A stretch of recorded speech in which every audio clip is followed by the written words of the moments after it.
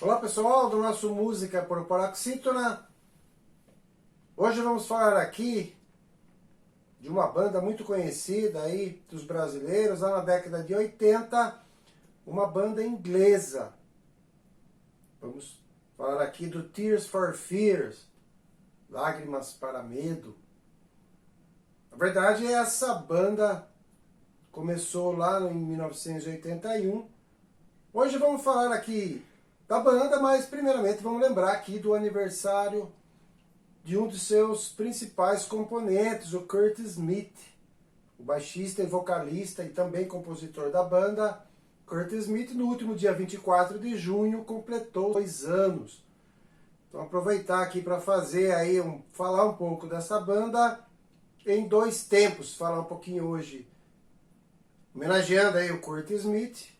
E no mês que vem, aí em agosto, no final de agosto, vamos aqui homenagear o outro vocalista, o Roland Orzabal. Um cara assim, uma fera, assim, compositor, instrumentista, um cara que a gente vai falar bastante dele aqui também. Essa banda, como eu disse, começou lá em 1981, mas antes o Roland acabou conhecendo aí o Kurt Smith. Formaram algumas bandas e vamos falar somente da Graduate, que lá, um pouquinho antes de formar aí o Tears for Fears, era ainda o embrião do Tears for Fears, o Graduate gravou um disco lá em 1980, Acting My Age, ou Agindo aí, conforme a idade, alguma coisa assim. Uma música bem legal, eu deixei na descrição aí para vocês verem o vídeo. A música tem um pouco de punk rock e tal. Essa banda, ela começou cantando, não tinha um estilo assim muito definido. E aí foi para o New Wave, que usava muito sintetizador lá no começo lá da década de 80. E se firmou aí. E depois deu uma caminhada aí pro pop, pro rock, mas sempre com muita instrumentalização, sintetizador, o baixo do Smith também incrível. A guitarra, a voz, enfim. O Tears for Fears tem esses 2 componentes, mas também tem outros aí que também formaram a banda e deram aí vida para a banda, né? Que também ajudaram eles muito.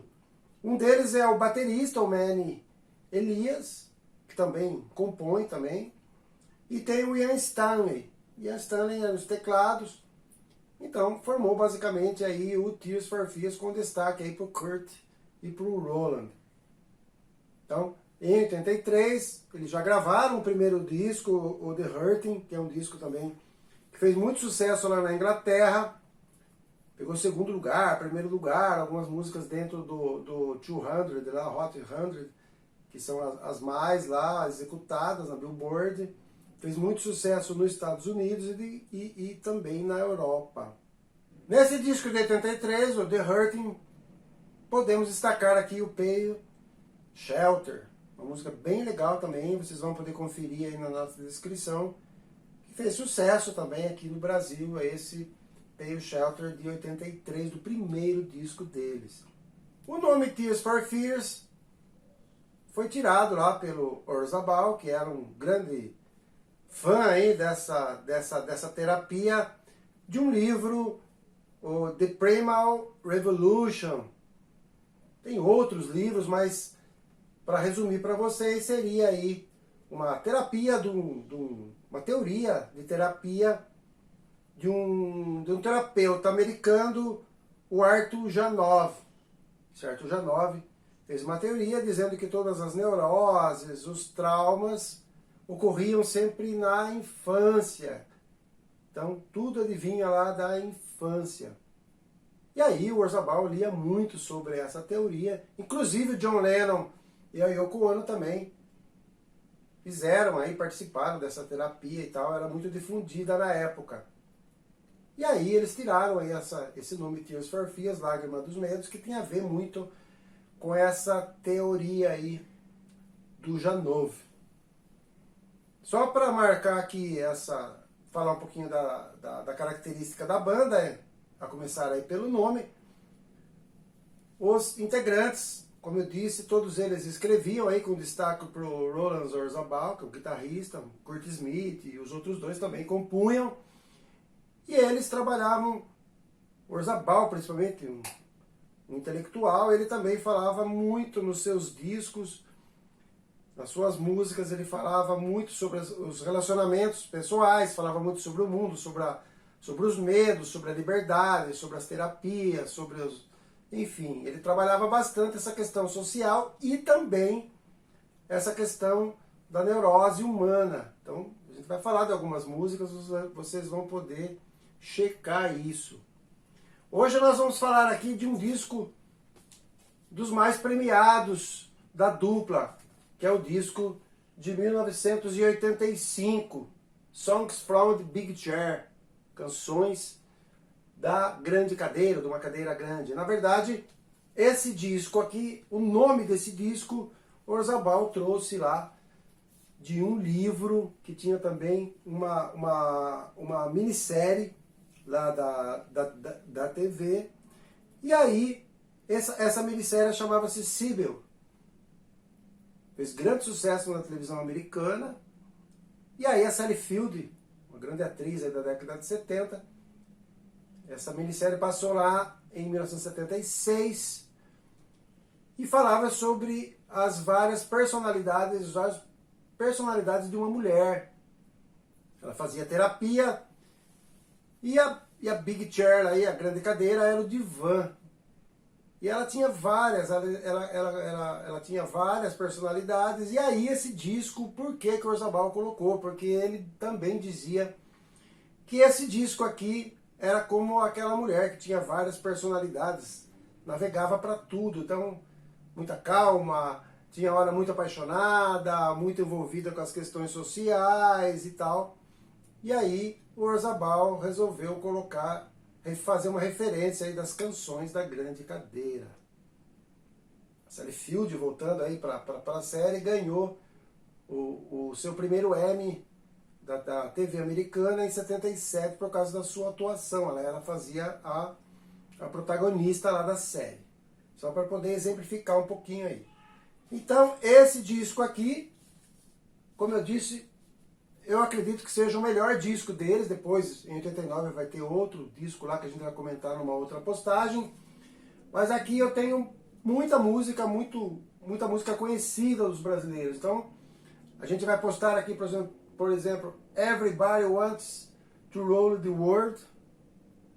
Né? Então, todo mundo quer governar o mundo e tal. Eu deixei aí essa música e outras com letra, né? Com vídeo e com letra, para vocês poderem analisar e entender um pouquinho esse objetivo do Tears for Fears aqui com relação ao álbum. Tem outra música também aqui, que é o Mother's Talk. Ele fala lá fala da mãe e tal. Vocês vão ver no vídeo também lá que na época ele estava falando aí de uma ameaça nuclear que existia. Fala de uma queima, de uma família lá e tal. E é bem legal. E aí vocês vão poder dar uma olhadinha nisso. Ele tinha essa preocupação também com relação à guerra nuclear. Head Over Heels também é um grande sucesso do Tears for Fears, que também está aqui na nossa postagem. Uma música bem legal, vai estar lá também a tradução para vocês darem uma olhada. E o Shout, que talvez seja um dos maiores sucessos do Tears for Fears, que é aí que ele fala, né? Grite por liberdade, solte sua voz, não dê bola, seja o que você é, tudo sempre relacionado aí a essa terapia aí do J9. E com relação também aí à terapia lá da grande cadeira, lá que a gente citou do Sybil, que era um livro e depois virou uma minissérie. É um disco assim que tem muitos sucessos, a gente vai deixar essas músicas para vocês aqui, darem uma olhada na nossa descrição. Tem outras músicas também que nós não vamos colocar aqui, mas tem outras. A Believe, que é uma música também lindíssima. Tem The Working Hour, que ele faz aí falando da hora de se trabalhar e tal, e ele faz uma crítica aí à gravadora e tal, que eles na verdade trabalhavam, a gravadora levava vantagem e tal, que tem uns saques assim maravilhosos. Eu vou deixar aí também o vídeo para vocês darem uma olhada. O Tears for Fears é um grupo assim que fez muito sucesso. Depois desse disco eles fizeram uma turnê pelo mundo todo, acabaram sendo convidados para muitas turnês no mundo todo. Participaram lá do Live Aid lá de 85, a gente vai falar um pouco depois disso. E aí depois eles tiveram lá em 89, eles tiveram outros discos, ganharam em 86 lá da British Award como melhor grupo, melhor álbum, foi um dos álbuns mais vendidos aí em 1986, e aí abriu aí as portas do mundo para os dois, e também para a banda, mas os dois eram protagonistas aí. Em 1984, logo depois do The Hurting, eles trocaram lá o seu produtor, era o Jeremy Green, e depois veio o Chris Hughes. Chris Hughes transformou assim a banda, deu outro rumo para a banda. Nesse mesmo ano eles lançaram aí 2 singles, o Mother's Talk e o Shout, que já fizeram muito sucesso, e aí acabaram aí ilustrando aí, fazendo uma passarela aí, na verdade, pro lançamento do Songs from the Big Chair, que é esse disco aqui que a gente está falando dele hoje com mais ênfase. Então a partir daí eles deslancharam aí na sua carreira.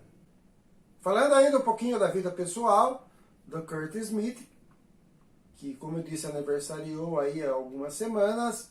Ele foi casado 2 vezes.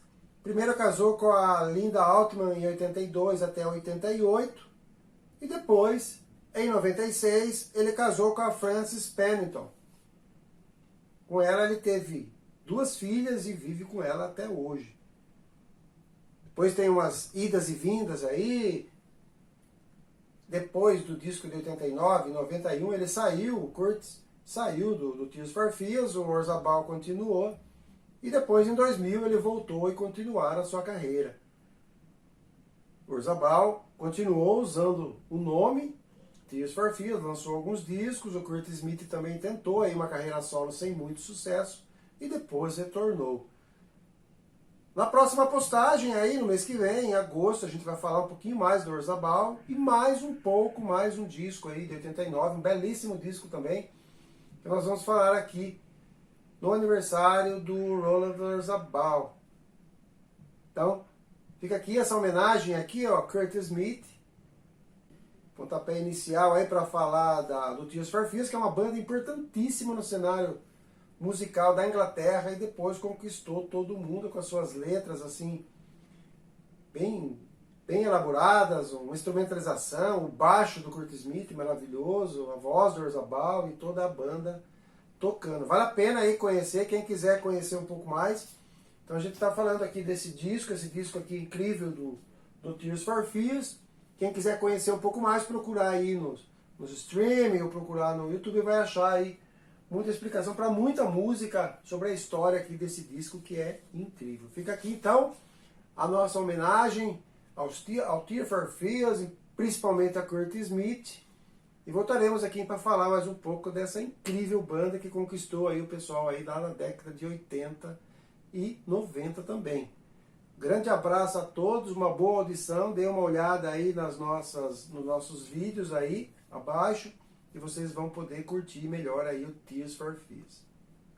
Até a próxima postagem.